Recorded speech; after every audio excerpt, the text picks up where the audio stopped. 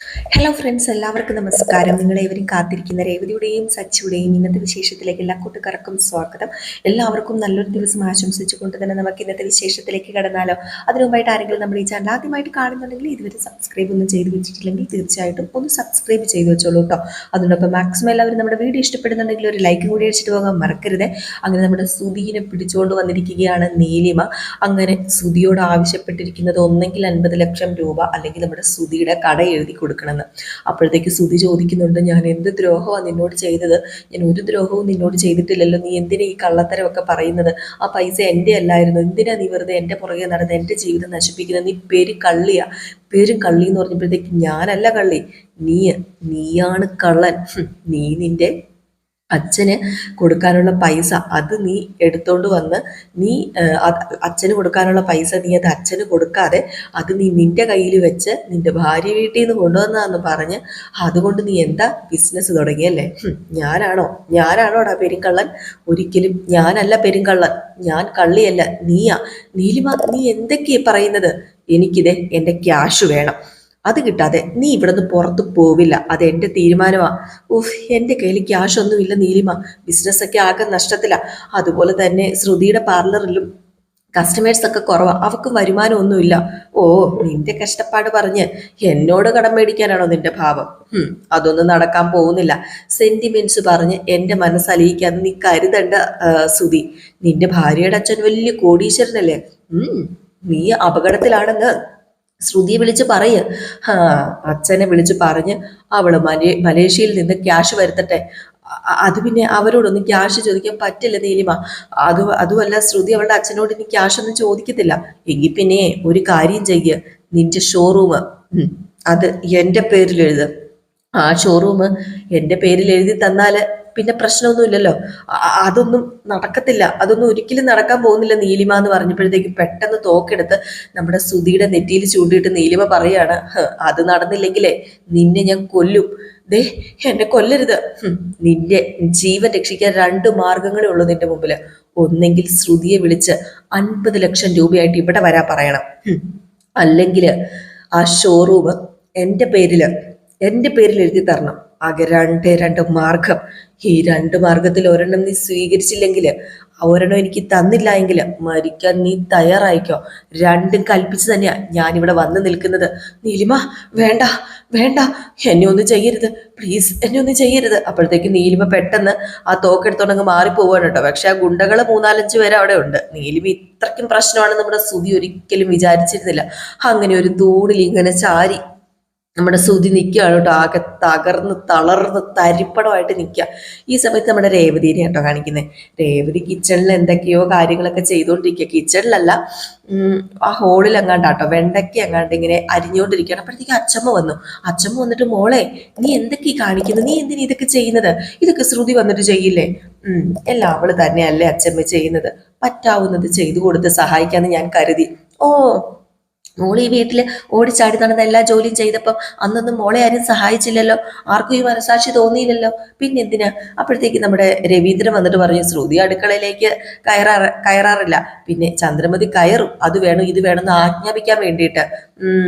എല്ലാരും എൻ്റെ കുഞ്ഞിനെ ഇട്ടപ്പം കഷ്ടപ്പെടുത്തായിരുന്നല്ലേ രവിമോനെ? ഇപ്പഴാ എൻ്റെ മോക്കൊരു റെസ്റ്റ് കിട്ടിയത്. എന്ത് റെസ്റ്റ്?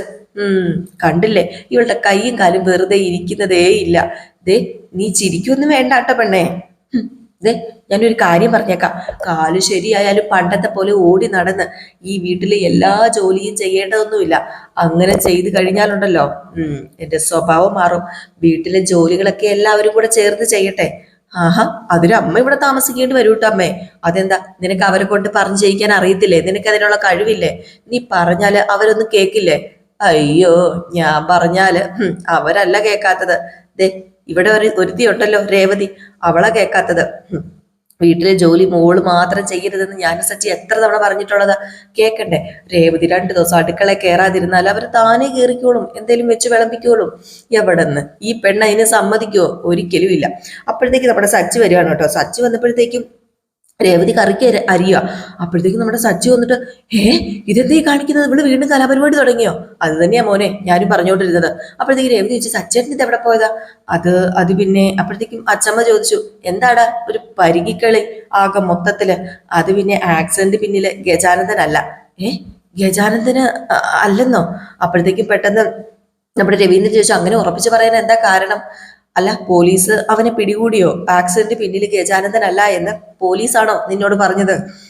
അത് പിന്നെ അച്ഛമ്മേ, പോലീസൊന്നും അല്ല എന്നോട് പറഞ്ഞത്, അവൻ തന്നെയാ എന്നോട് പറഞ്ഞത്. ശോ, അവനാണ് ആക്സിഡന്റ് ഉണ്ടാക്കിയതെന്ന് അവൻ പറയൂ അല്ലെങ്കിലും. ഏയ്, അവനല്ലെന്നല്ലേ പറയത്തുള്ളൂ. അത് പിന്നെ സച്ചനോട് വെറുതെ പറഞ്ഞായിരിക്കും അവന്. അപ്പോഴത്തേക്ക് രവീന്ദ്രൻ ചോദിച്ചു, എടാ നീ ഇപ്പം എങ്ങനെയാ അവനെ കണ്ടത്? അപ്പോഴത്തേക്ക് പെട്ടെന്ന് അച്ഛൻ ചോദിച്ചു, അവനും പറയുന്നത് കേട്ട് വിശ്വസിച്ച് വന്നിരിക്കുക. രണ്ടെണ്ണം അവരുടെ ചെകിടത്ത് നോക്കി പൊട്ടിക്കണമായിരുന്നു എങ്കിൽ സത്യം പറഞ്ഞേനെ. ഏയ്, രണ്ടൊന്നുമല്ല, ഞാൻ എണ്ണീട്ടൊന്നുമില്ല, കുറേ പൊട്ടിച്ചിട്ടുണ്ട്. ഞാന് ചോദിച്ചപ്പോ അവൻ ചെയ്തിട്ടില്ലെന്ന് തന്നെയാ പറയുന്നത്. അവന്റെ ആ ഒരു ഭാവമൊക്കെ കണ്ടു വെച്ചിട്ടുണ്ടെങ്കിൽ മനസ്സിലാവും അവനല്ല ചെയ്തത്. പിന്നെ അവന് സംശയിക്കണ്ടല്ലോ. അപ്പോഴത്തേക്ക് രവീന്ദ്രൻ പറഞ്ഞു, ഓഹോ, പോലീസ് ചെയ്യേണ്ട ജോലി നീ ചെയ്തല്ലേ? അപ്പൊ ഞാൻ പറഞ്ഞത് നീ കേട്ടില്ല. അപ്പം രേവതി പറഞ്ഞു, അച്ഛമ്മ പറഞ്ഞത് സച്ചേട്ടൻ കേട്ടു, അച്ഛൻ പറഞ്ഞത് സച്ചേട്ടൻ കേട്ടില്ല, അതാണ് ഇവിടെ സംഭവിച്ചത്. എന്താ അമ്മ ഇത്? അപ്പോഴേക്ക് സച്ചി പറഞ്ഞു, ദേ ഗജാനന്ദന്റെ സംശയം ഉണ്ടെന്ന് ഞാൻ സ്റ്റേഷനിൽ ചെന്ന് പറഞ്ഞതാ, പക്ഷെ അദ്ദേഹം കാര്യമായിട്ടൊന്നും എടുത്തില്ല, അതുകൊണ്ട് അദ്ദേഹം ചെയ്യേണ്ട ജോലി ഞാൻ ചെയ്തു. എടാ, തെറ്റ് ചെയ്യാത്ത ഒരുത്തനെയാണ് നീ തല്ലിയത്, എന്നിട്ട് നീ അയാളോട് ക്ഷമ ചോദിച്ചോ? ക്ഷമയോ? എന്തിനു ക്ഷമ ചോദിക്കുന്നത്? എന്തിനാ ക്ഷമ ചോദിക്കുന്നതെന്നോ? എന്റെ അച്ഛ, അവൻ രേവതിയുടെ വീട്ടിൽ കയറി ഭീഷണി മുഴക്കി, എന്റെ രേവതിനെ വെറുതെ വിടില്ല, ഞങ്ങളെ പഞ്ഞിക്കിടുന്നൊക്കെ പറഞ്ഞു. അതിന് പകരമായിട്ട് അവനടി കൊടുത്തു. അത് അങ്ങനെ കരുതിയാ പോരെ? എന്തിനാ വെറുതെ ഇനിയിപ്പോ മാപ്പ് പറയാനൊക്കെ പോകുന്നത്? അപ്പോഴത്തേക്ക് അച്ഛമ്മ പറഞ്ഞു, കൊടുത്തത് നന്നായടാ, നന്നായി, നീ ഇങ്ങനെ വേണം. അപ്പോഴത്തേക്ക് നമ്മുടെ രേവതി പറഞ്ഞു, അല്ല സച്ചേട്ടാ, ഗജാനന്ദൻ അല്ലെങ്കിൽ പിന്നെ ആരാ ഇത് എന്നോട് ചെയ്തത്? അതാ ഞാനും ആലോചിക്കുന്നത്. അതാരായിരിക്കും ചെയ്തിട്ടുണ്ടായിരിക്കുക? ആരാണ് ഇതിന് പിന്നിലെന്ന് നമ്മൾ തന്നെ കണ്ടെത്തണ രേവതി. അതൊന്നും വേണ്ട, ഇനിയിപ്പോ അതിന്റെ ആവശ്യമൊന്നുമില്ല, അതിന്റെ പുറകെ പോയി പ്രശ്നം ഉണ്ടാക്കണ്ട. അപ്പൊ അച്ഛമ്മ പറഞ്ഞു, വിടാനോ? ദേ രവി, നീ മിണ്ടാതെ അവിടെ ഇരുന്നോ, ആരാണെന്ന് കണ്ടെത്തി ശിക്ഷ മേടിച്ചു കൊടുക്കണം. അച്ഛമ്മ പറഞ്ഞത് കേട്ടോ, കണ്ടെത്തണം അച്ഛമ്മയെ, കണ്ടെത്തണം, കണ്ടെത്തിയില്ലെങ്കിൽ നമ്മൾ തോറ്റുപോകും. എടാ മോനെ, നീ അങ്ങനെയൊക്കെ ചിന്തിക്കണമെന്ന് രവീന്ദ്രൻ. അപ്പൊ സച്ചു പറഞ്ഞു, ചിന്തിക്കണം, ചിന്തിച്ചേ പറ്റൂ. ഇത് കണ്ടെത്തിയില്ലെങ്കിലേ അവൻ വീണ്ടും ആവർത്തിക്കും. എന്റെ അല്ല, രേവതിയുടെ ജീവനാ അപകടത്തിലാവുന്നത്. അതെ, എനിക്ക് സഹിക്കാനായിട്ട് പറ്റത്തില്ല. അതുകൊണ്ട് തന്നെയാ പറഞ്ഞത്, ഇതാരാണെന്ന് വെച്ചാൽ കണ്ടുപിടിച്ചിരിക്കണം. ഏതായാലും ഈ സീൻ കഴിഞ്ഞ് പിന്നെ കാണിക്കുന്ന സീൻ എന്ന് പറഞ്ഞാൽ നമ്മുടെ ശ്രുതി ഭയങ്കര കരച്ചിലാട്ടോ മീരയുടെ അടുത്ത് ചെന്നിട്ട്. ഭയങ്കര കരച്ചിൽ എന്ന് പറഞ്ഞാൽ ഭയങ്കര കരച്ചില. അപ്പം മീര പറയുക, ശ്രുതി നീ കരയാതെ, നമുക്ക് എന്തെങ്കിലും ഒരു വഴി ഉണ്ടാക്കാം. എന്ത് വഴി? ഒരു വഴി ഉണ്ടാക്കാനില്ല, എന്ത് ചെയ്യണമെന്ന് അറിയില്ല എനിക്ക്. എന്റെ കൈയും കാലും വിറയ്ക്കുക മീരെ. എന്റെ ശ്രുതി, നീ തന്നെയാണ് ഈ പറയുന്നത്. ഇതിനേക്കാൾ വലിയ പ്രതിസന്ധിയും സൗകര്യം നേരിട്ട് അതിജീവിച്ചു വന്ന നീ, അതൊക്കെ ശരിയാ, ഇതും തന്ത്രപൂർവ്വം തന്നെയൊക്കെ അതിജീവിക്കുക. പക്ഷെ എന്റെ മനസ്സ് അവിടെ നിൽക്കുന്നില്ല. എന്റെ ഹസ്ബൻഡിനെ അവള് തട്ടിക്കൊണ്ട് പോയത് എന്റെ എല്ലാ ശ്രുതി നിനക്കറിയാലോ. അയ്യോ, അവള് ശ്രുതി എന്തെങ്കിലും ചെയ്തു കഴിഞ്ഞിട്ടുണ്ടെങ്കിൽ പിന്നെ എന്റെ ശ്രുതിക്ക് എന്തെങ്കിലും സംഭവിച്ചു കഴിഞ്ഞാൽ ജീവിച്ചിരുന്നിട്ട് കാര്യമില്ല. അതെനിക്ക് ഓർക്കാൻ കൂടി പറ്റുന്നില്ല. അയ്യോ എന്റെ മീരെ, എനിക്ക് പേടിയാവുക. അങ്ങനെയൊന്നും സംഭവിക്കില്ല, നീ ധൈര്യമായിട്ടിരിക്കുക. ആശ്വാസ വാക്കുകളൊന്നും കൊണ്ടൊന്നും കാര്യമില്ല. എന്തെങ്കിലും ഒന്ന് ചെയ്തേ പറ്റൂ എത്രയും പെട്ടെന്ന്. ശ്രുതിയെ തട്ടിക്കൊണ്ട് പോയതിന് പിന്നിൽ നീലിമ തന്നെയാണോ? അത് ഉറപ്പായ കാര്യം തന്നെയാണോ? അതെ, അത് ഉറപ്പാ. അവര് ശ്രുതിയെ ബലമായിട്ട് കാറി കയറ്റുന്നതിന് മുമ്പ് നീലിമയുടെ പേര് പറഞ്ഞു എന്ന് ആനന്ദ് പറഞ്ഞത്. മാത്രമല്ല, ക്യാഷിനെ കുറിച്ചും സൂചിപ്പിച്ചിരുന്നു. അവള് കാനഡയിലേക്ക് പോയിരുന്നതാ. നാട്ടിൽ വന്ന് അവള് കൊട്ടേഷൻ കൊടുത്ത, അത് ഉറപ്പാ. അവള് ക്യാഷ് തന്നെ അന്ന് എന്നെ വെല്ലുവിളിച്ചിട്ടാ പോയത്. അതിപ്പോഴും ഞാൻ ഓർക്കുന്നുണ്ട്, പോലീസ് സ്റ്റേഷനിൽ വെച്ച് വെല്ലുവിളിച്ചത്. ഒരിക്കലും ഇങ്ങനെ ചെയ്യുന്ന ഞാൻ പ്രതീക്ഷിച്ചിരുന്നില്ല, അത് ഇത്ര പെട്ടെന്ന്. അല്ല, എന്താ അവളുടെ ഉദ്ദേശം? എന്തിനാ അവള് ശ്രുതിയെ തട്ടിക്കൊണ്ട് പോയത്? അതിന്റെ കാര്യം എന്താ? ഇനി അവള് തന്ന ക്യാഷ് തിരികെ മേടിക്കാനായിരിക്കും ഇങ്ങനെ ചെയ്തത്. അതിനാ സാധ്യത, അതിന് തന്നെയായിരിക്കും. അല്ലാതെ ശ്രുതിയെ വേറെ എന്തെങ്കിലും ചെയ്തിട്ട് അവക്ക് എന്ത് കിട്ടാനാ? ഒന്നും കിട്ടാനില്ലല്ലോ. എന്നാ പിന്നെ അവള് ക്യാഷിന് വേണ്ടി നിന്നെ വിളിക്കേണ്ടതല്ലേ? ഇതുവരെ നിന്നെ അവള് വിളിച്ചില്ലല്ലോ. ഇല്ല, വിളിച്ചില്ല. നിന്നെ കാണാൻ വരുന്ന വഴി ഞാന് സുധിയെയും നീലിമയും വിളിച്ചിരുന്നു. രണ്ടുപേരുടെയും ഫോണ് സ്വിച്ച് ഓഫാ. എത്രയും പെട്ടെന്ന് സുധി അവരിൽ നിന്ന് രക്ഷിച്ചോണ്ട് വരണം, അല്ലെങ്കിൽ ശരിയാവില്ല. അതെ, നമുക്ക് പോലീസ് സ്റ്റേഷനിൽ ഒരു പരാതി കൊടുത്താലോ ശ്രുതി? അവര് വേണ്ടത് ചെയ്തോളും. ഇനി ഇതിന്റെ പേരിൽ ഒരു പ്രശ്നം ഉണ്ടാവില്ല എന്ന് പറഞ്ഞ് പോലീസിന് മുന്നിൽ സൈൻ ചെയ്തിരുന്നില്ലേ അവരും നിങ്ങളും? ഇപ്പൊ വാക്ക് തെറ്റിച്ച് അവര് പ്രശ്നം ഉണ്ടാക്കി. ഇത് പോലീസ് കൈകാര്യം ചെയ്തോളും. നമുക്ക് സ്റ്റേഷനിൽ ചെന്ന് ഒരു പരാതി കൊടുക്കാം, അതല്ലേ വേണ്ടത്? അയ്യോ മീരെ, വേണ്ട മീരെ, അത് വലിയ അപകടമാണ്. പോലീസ് അന്വേഷണം തുടങ്ങിയാൽ ഈ കാര്യം എല്ലാവരും അറിയും, മാധ്യമങ്ങളിൽ വരും, വീട്ടുകാരറിയും. അറിയട്ടെ, അതിലിപ്പോ എന്താ പ്രശ്നം? എന്തെങ്കിലും പ്രശ്നമുണ്ടോ? അയ്യോ എന്താ പ്രശ്നം എന്നോ? അറിഞ്ഞു കഴിഞ്ഞിട്ടുണ്ടെങ്കിൽ എന്തിനു വേണ്ടി നീലിമ ശ്രുതിയെ തട്ടിക്കൊണ്ട് പോയെന്ന് പറയേണ്ടി വരും. നീലിമ ശ്രുതിക്ക് 50 ലക്ഷം തിരികെ കൊടുത്ത കാര്യം എല്ലാവരും അറിയും. അപ്പൊ പിന്നെ എന്ത് ചെയ്യും? എന്ത് ചെയ്യാൻ നിന്റെ പ്ലാന്? ശ്രുതി ഇപ്പൊ എവിടെയാണെന്ന് എങ്ങനെ കണ്ടെത്തും? എങ്ങനെ രക്ഷപ്പെടുത്തും? അത് നീ പറ. അയ്യോ എനിക്ക് ആകെ മൊത്തത്തിൽ പേടിയാവുക, തല കറങ്ങുക. ഇനിയിപ്പോ എന്ത് ചെയ്യും എന്റെ ഈശ്വര? അയ്യോ എനിക്ക് വയ്യ എന്ന് പറഞ്ഞ് ഭയങ്കര കരച്ചില. അപ്പൊ മീരയാണെങ്കിൽ ശ്രുതി നീ കരയാതിരിക്കുക, നീ കരയല്ലേ എന്ന് പറഞ്ഞ് ഇങ്ങനെ മീര സമാധാനപ്പെടുത്താണ് കേട്ടോ. പിന്നെ കാണിക്കുന്നത് നമ്മുടെ നീലിമേനെയാണ്, നീലിമയും സുധി. അപ്പം നീലിമ വന്ന ഉടനെ സുധി ഇങ്ങനെ ഇരിക്കുകയാണ് കേട്ടോ. അപ്പോഴത്തേക്ക് ആ ഗുണ്ടകൾ പറഞ്ഞു, മേഡം വന്നിട്ടുണ്ടാ നീ എണീക്കാത്തത്? നിനക്ക് എന്താണ് ഒരു ബഹുമാനം ഇല്ലാത്തത്? ഏയ് വേണ്ട, ഇവൻ എന്നെ ബഹുമാനിക്കൊന്നും വേണ്ട. പക്ഷേ നീ നിന്റെ ഭാര്യനെ വിളിച്ച് ക്യാഷ് കൊണ്ടുവരാൻ പറയുന്നോ അതോ ഷോറൂം എനിക്ക് എഴുതി തരുന്നോ? അപ്പൊ അവിടെ നിന്നൊരു ഗുണ്ട പറഞ്ഞു, സാർ ഇപ്പോഴും ആലോചനയില്ല, സാറിന് ഒരു തീരുമാനം എടുക്കാൻ പറ്റുന്നില്ല. പണ്ടേ ഇവൻ ഇങ്ങനെയാ, ഉറച്ച ഡിസിഷൻ ഒക്കെ എടുക്കാനേ ഭയങ്കര ബുദ്ധിമുട്ടാ. പിന്നെ എന്തെങ്കിലും തീരുമാനിക്കണമെങ്കിൽ ആരുടെയെങ്കിലും സഹായം വേണം. എന്നാ പിന്നെ തീർക്കട്ടെ മേഡം, ഇപ്പൊ തന്നെ തീർത്തേക്കാം. അയ്യോ എനിക്ക് ജീവിച്ച് കൊതി തീർന്നിട്ടില്ല, എന്നെ തീർക്കരുത്. കൊല്ലാൻ വരട്ടെ, ഇവനെ കൊല്ലണ്ട. ഇവൻ എന്ത് വേണമെന്ന് തീരുമാനിക്കാൻ പറ്റുന്നില്ലെങ്കിൽ ഇവന്റെ ഭാര്യനെ വിളിക്കാം, ഭാര്യനെ വിളിച്ച് ചോദിക്കാം. അവളെ ബഹുമിടുക്കി. പോലീസ് സ്റ്റേഷനിൽ വെച്ച് അവളുടെ അതിസാമർത്ഥ്യം അത് ഞാൻ ശ്രദ്ധിച്ചതാ. ആ സാമർത്ഥ്യം നമുക്ക് ഇപ്പൊ മുതലെടുക്കാം. യഥാർത്ഥത്തിൽ എന്റെ പണം തട്ടിയെടുത്തത് അവളായിരുന്നു, അവള് ശ്രുതി. അവളെ അഗ്രഹണ്യ തന്ത്രപൂർവ്വം എന്നെ കുടുക്കിയത് അവളായിരുന്നു.